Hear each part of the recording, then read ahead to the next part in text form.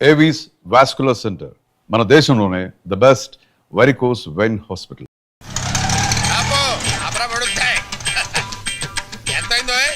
Metre మీద ఏదైనా వేసాం సార్. మీటర్ మీద ఏమైనా వేసి ఇవ్వాలా? ఇదిగో తీసుకో. ఇదేంటి సార్? లేకపోతే ఏమిట్రా వేషాలు ఇస్తున్నావా? ఎంతైందో చెప్పు, అంతే ఇస్తాను. 10 రూపాయలు అయింది సార్. మరి ఆ 7 పేడవచ్చు కదా. నువ్వు అల్లా వస్తే నేను ఎలా వస్తాను రా? తెలివి తక్కువ వేసుకుని అనుకున్నావేమో. 500 చిల్లర ఉందా?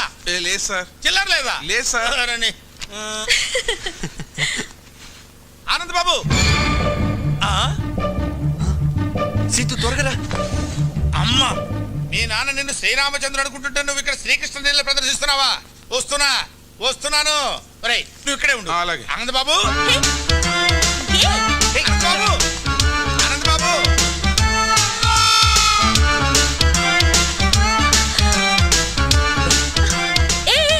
ఏంటిదంతా? ఎవరైనా చెప్తాను పద. ఆయన శాస్త్రి గారని మా నాన్నకు బాగా పరిచయం. మన ఇద్దరిని ఇలా చూసాడంటే కలిసి తిరుగుతున్నాం అనుకుంటాడు. తిరుగుతున్నావు అంటావేంటి? లవ్ చేసుకుంటున్నాం కదా. ఏదో ఒకట్లే నువ్వురా. అబ్బా, ఆనంద్ బాబు, పెట్లెక్కలకి వస్తున్నాను ఆయన. ఆగబోయా బాబు. ఆనంద్ బాబు, అయ్యో ఆనంద్ బాబు.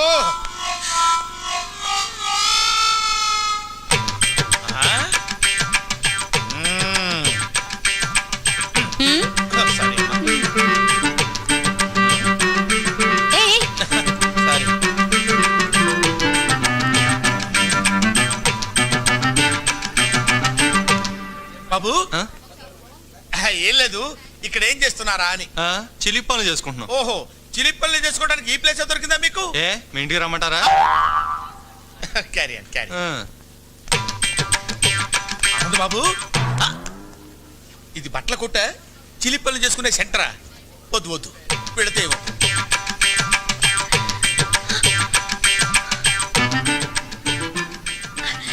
మళ్ళీ హక్ చేసుకోవా ప్లీజ్? అచ్చిపా. శాస్త్రి గారు. అయ్యో అమ్మా, అక్కడ దూరారా? వస్తున్నా.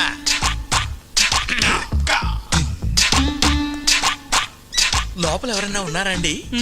ఉన్నారు, లోపలికి రండి.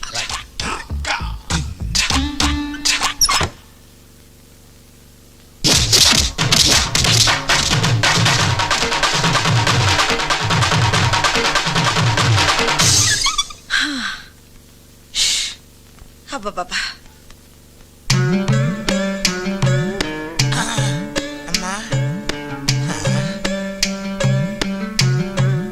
లోపల ఎవరైనా ఉన్నారా అని అడిగితే బతకటమే కాకుండా జేబులో ఉన్న 500 రూపాయలు కూడా కొట్టేసింది ఆయన. ఇప్పుడు ఎలాగా? రక్షించావు తల్లి.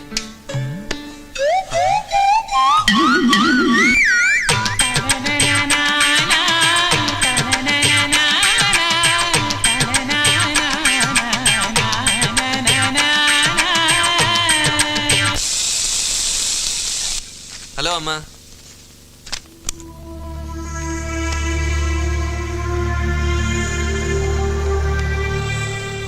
ఏంటమ్మా అలా ఉన్నావు? ఎప్పుడు ఏ విషయం నా దగ్గర దాయని నువ్వు ఇప్పుడు దాయాల్సిన అవసరం ఎందుకు వచ్చిందా అని. దాయాలని కాదమ్మా, కానీ ఎలా చెప్పాలా అని. ఆ అమ్మాయి చాలా మంచిదమ్మా, మా కాలేజీలోనే చదువుతుంది. ప్రేమిస్తున్నావా? తనని చూస్తే నువ్వు తప్పకుండా ఇష్టపడతావమ్మా. ఆ అమ్మాయి అలాంటిది. కావాలంటే చూడు, ఇదిగో.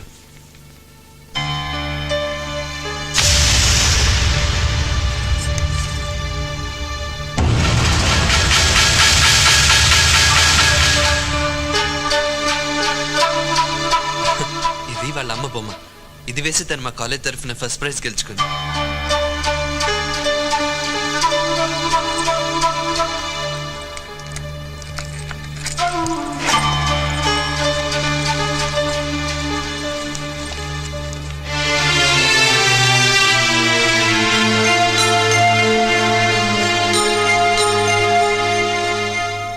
సీత,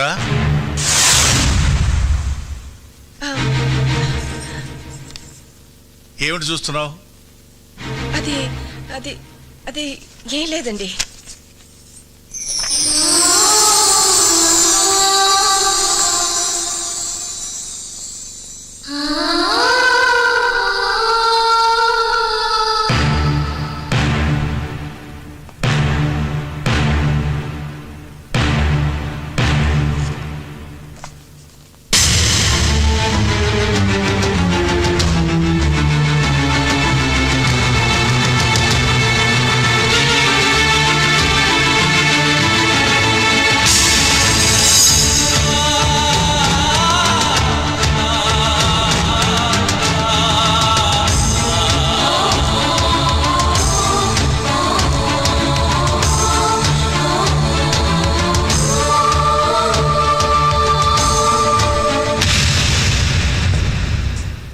జీవితంలో నేను ఒకే ఒకసారి తల వంచాను, అది నీ మెడలో తాళి కట్టడానికి.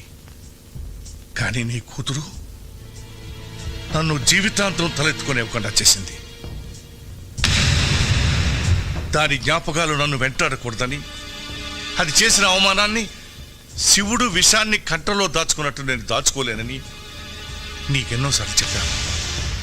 నా మాటకు ఎంత గౌరవం ఇచ్చావో ఇప్పుడు తెలిసింది. ఈ దేశంలో పుట్టిన ఆడది భగవంతుడి కంటే భర్తకే ఎక్కువ గౌరవం ఇస్తుందంటారు. అది అబద్ధమని నువ్వు రుజువు చేశావు.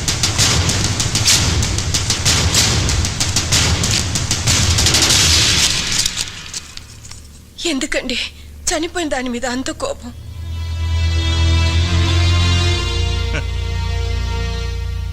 నేనింకా బ్రతికే ఉన్నానుగా.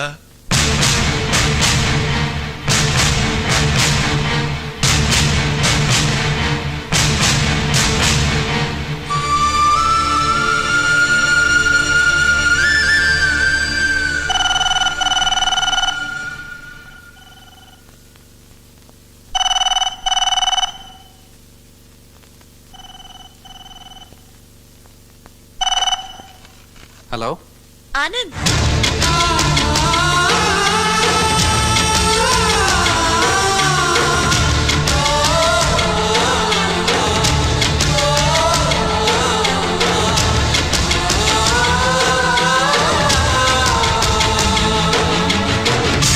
ఏమేవ్ వంట అయిందా? అవలేదన్నమాట. నా మొహర కప్పు కాఫీ పడేస్తావా? ఇవ్వమన్నమాట. సార్. Okay okay. నమస్తే అండి. ఎవరయ్యా నువ్వు? నా పేరు తాడిబాబు అండి. ఆ, ఏం కావాలి? నాకు ఒక అమ్మాయి కావాలండి. ఏమిటి ఏమిటి ఏమిటో మాట్లాడది? ఎవరితో మాట్లాడుతున్నావు? తెలిసి మాట్లాడుతున్నావా? సార్ ఆ, అందుకు కాదు సార్, ఆ. పెళ్లికి సార్, పెళ్లి చేసుకోవడానికి అమ్మాయి కావాలి సార్. ఆ ఏడుపు ముందు ఆడవచ్చు కదా. ఆ చెయ్యిలా చూపించు. సార్ ఇటు తిప్పు. తిప్పే. ఇటు తిప్పు. తిప్పే. ఏది? ఏదో వివాహరక నీ పిండాకుడు నీ జన్మకు పెళ్ళి పో. భలేవారండి. ఆ. నా చేతిలో 5 స్టార్ హోటల్స్, ఆ. పేపర్ మిల్లులు, షుగర్ ఫ్యాక్టరీలు ఉన్నప్పుడు ఇంకా రేఖలు ఎందుకండి? అలాగా? ఆ. మరి చెప్పవే, ఏమిటా నిలబడి ఉన్నావు? కూర్చో. థాంక్స్, కూర్చో. థాంక్స్. సింహాసనం మీద కూర్చో. ఇంత ముందు పెళ్లి చూపులు ఏమన్నా జరిగాయా? సూపులు చాలా జరిగాయండి, కానీ పెళ్లిళ్ళు మాత్రం 3 సార్. పెళ్లిళ్ళు 3 అయ్యాయి. అవునండి. వాళ్ళు ఏమైపోయారు? పోయారు సార్. అంటే లేచిపోయారా పారిపోయారా? కాదు సార్, చచ్చిపోయారు. ముగ్గురు చచ్చిపోయారా? ఎందువల్ల? మొదటి భార్య బల్లి పడిన పాయసం తిని చచ్చిపోయింది సార్. 2 బల్లి పడిన పాయసమే తిని చచ్చిపోయింది సార్. 3 తల పగిలి చచ్చిపోయింది సార్. అవును, ఆవిడ బల్లి పడిన పాయసం తిని ఎందుకు చావలేదు? దానికి పాయసం తింటం ఇష్టం లేదు సార్. ఓహో అలాగా. అయితే ఇప్పుడు నీకు బల్లి పడిన పాయసం తిని చచ్చిపోయేటువంటి పెళ్ళాం కావాలా, తల పగిలి చచ్చిపోయేటువంటి పెళ్ళాం కావాలా? ఎలాంటిదైనా పర్వాలేదు, 7 రోజుల్లో పెళ్లి జరగాలి. 7 రోజుల్లో పెళ్లి ఎలా అవుతుందయ్యా? ఇదేమన్నా సంతలో గేదెను కొనుక్కురావడం అనుకున్నావా ఏంటి? 7 రోజులు ఎందుకయ్యా? ఇవాళ ఏ వారం? ఆదివారం. సోమవారానికి వివాహం జరుగుతుంది పో. చూడు, 7 రోజుల్లో పెళ్లి జరగలేదనుకో, ఆ, కత్తి ఒకటే ఆయన, ఆ. పోట్లు మాత్రం 7 పడతాయి. ఎందుకు? 7 నా లక్కీ నంబర్. అబ్బాయి ఎందుకంటే అంత దూరం ఆలోచిస్తారు? అనవసరం గారు ఆవేశపడిపోతున్నారు. అమ్మాయి సంగతి నేను చూసుకుంటాను, మీరు వెళ్ళిపోండి. అమ్మాయి సంగతి అంటే వివాహ సంగతి నేను చూసుకుంటాను, తమరు దయచేయండి. 7 పోట్లు అంతే. గుర్తుంచుకో. నీదుంపగా ఏమేవ్ కాఫీ పెడతావా? జ్యూస్ తీసుకొస్తానండి. ఓహో, ఈ స్మెల్ వచ్చేసిందే నీ లోపలికి.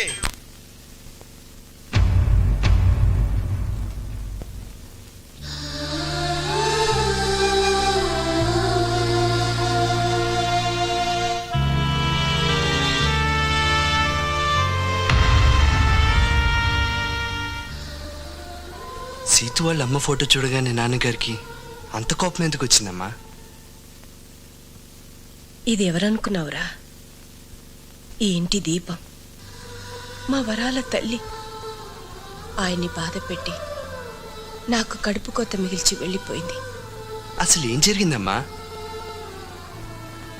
సీతు వాళ్ళ నాన్న ప్రసాద్ ఒకప్పుడు మన దగ్గర పనిచేసే గుమస్తా కొడుకు. అతను తండ్రి చనిపోతే మన ఇంట్లో పని చేయడానికి వచ్చాడు.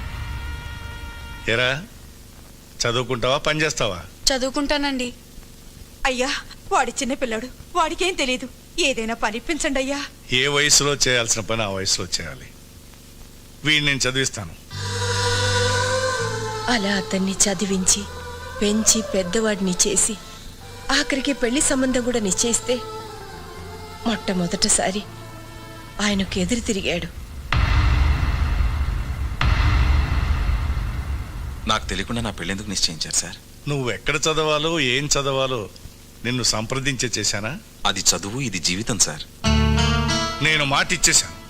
మీ మాట కోసం ఇష్టం లేని అమ్మాయిని పెళ్లి చేసుకుని జీవితాంతం బాధపడమంటారా? అసలు అమ్మాయిని చూడకుండా ఇష్టం లేదని ఎలా చెప్తున్నావు? నేను వేరే అమ్మాయిని ఇష్టపడుతున్నాను కనుక. ఎవరా అమ్మాయి? మీనాక్షి.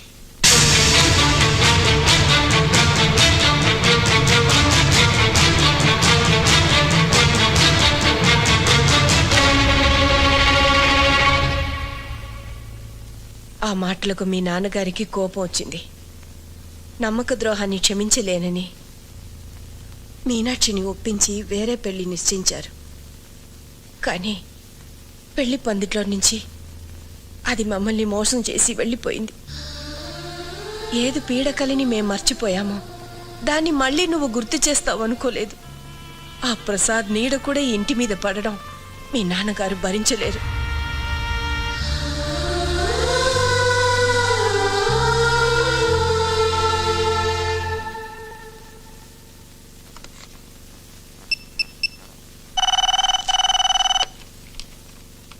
హలో,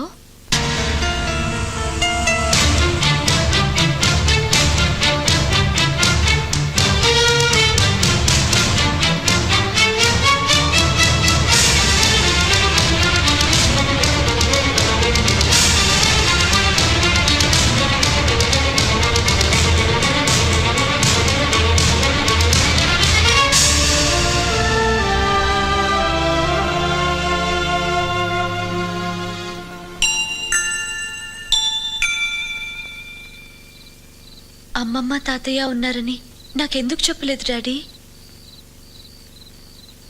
మనల్ని మర్చిపోయిన వాళ్ళ గురించి మనమెందుకమ్మా గుర్తు చేసుకోవడం? ఉండి లేనట్టుండే బంధువుల వల్ల జీవితాంతం బాధపడాల్సి వస్తుంది. ఆ బాధని మీ అమ్మ నేను అనుభవించాం. అది నీకు రాకూడదనే చెప్పలేదు.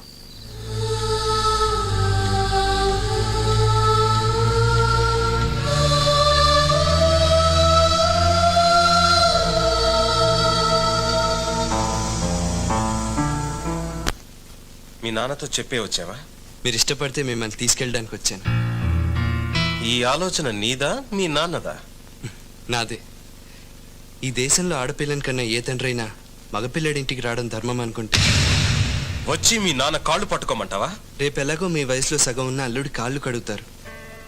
సాంప్రదాయం పేరుతో ఆ పని చేయగలేంది మీకంటే పెద్దవారు. మీ వల్ల కూతుర్ని దూరం చేసుకున్న మా నాన్నగారు కాళ్ళు పట్టుకోవడంలో తప్పే ఉందండి. మీ కూతురు చనిపోయిందని ఫోన్ చేస్తే నా కూతురు చచ్చి 20 ఏళ్ళయింది, ఇప్పుడు చచ్చిందెవరో నాకు తెలీదు అని ఫోన్ పెట్టేశాడు. ప్రేమాభిమానాలు లేని ఆ పెద్ద మనిషి కాళ్ళు కాదు కదా, కనీసం మొహం కూడా చూడలేను. అలా అనకండి sir.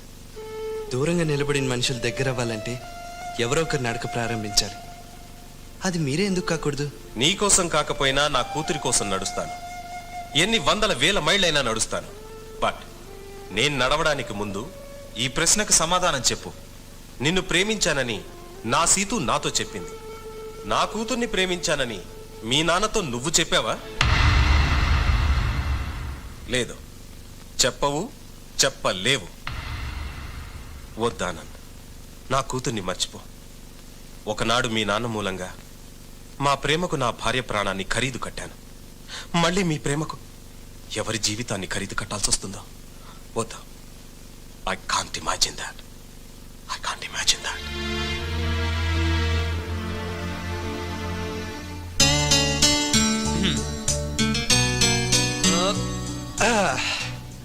So 50% happy.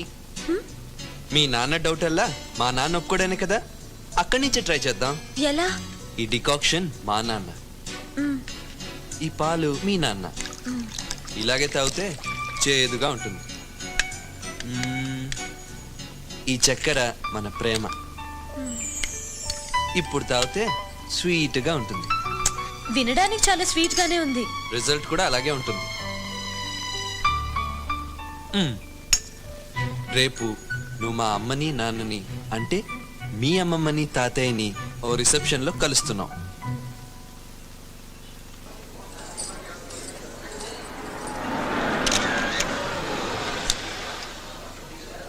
Situ నాన్నొచ్చారు.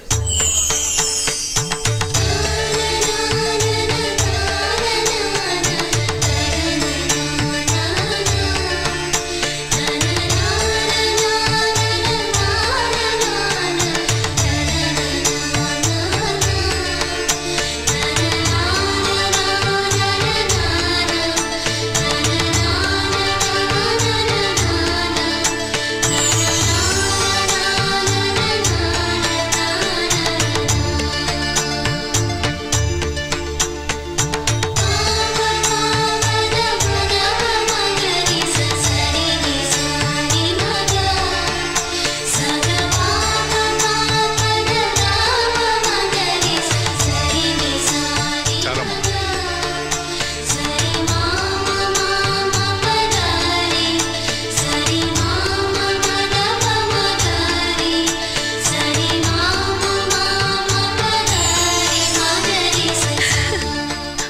Sir ఇందాక గులాబీ ఇవ్వటం మర్చిపోయాను. అయ్యో,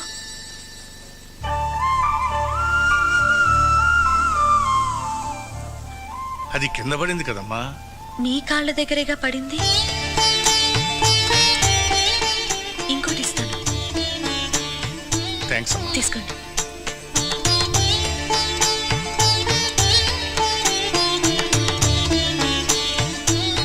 కొంచెం ఎక్కువైనట్టుందే.